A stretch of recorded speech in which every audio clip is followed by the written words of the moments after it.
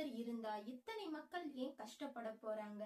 இவ்வளவு மக்கள் கஷ்டப்படுறாங்களே, ஏன் கடவுள் அவங்க எல்லாரையுமே காப்பாத்துறது இல்ல? கடவுள் கஷ்டப்படுறவங்களை காப்பாத்துறது இல்லாதனால கடவுளே இல்ல அப்படிங்கிறது ஒரு சிலருடைய கருத்தா இருக்கு. இதற்கு நம்ம விளக்கமா பார்க்கணும்னா, ஒரு பள்ளிக்கூடத்துல ஒரு மாணவன் தேர்வுல தோல்வி அடைந்தா அதற்கு காரணம் என்ன? இதற்கு காரணமா நம்ம எதை கூறுவோம்?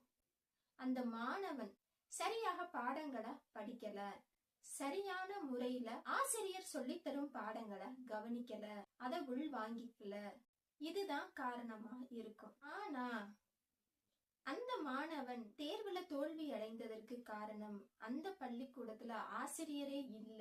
ஆசிரியர்னு ஒருத்தர் இருந்தா எல்லா மாணவர்களையும் தேர்ச்சி பெற வைக்கணும்னு சொன்னா எப்படி? இறைவனும் ஆசிரியரை போலதான். மனிதர்கள் செய்யும் தவறுக்கான பலன்களை அவங்க கர்ம வினையா அனுபவிக்கிறாங்க.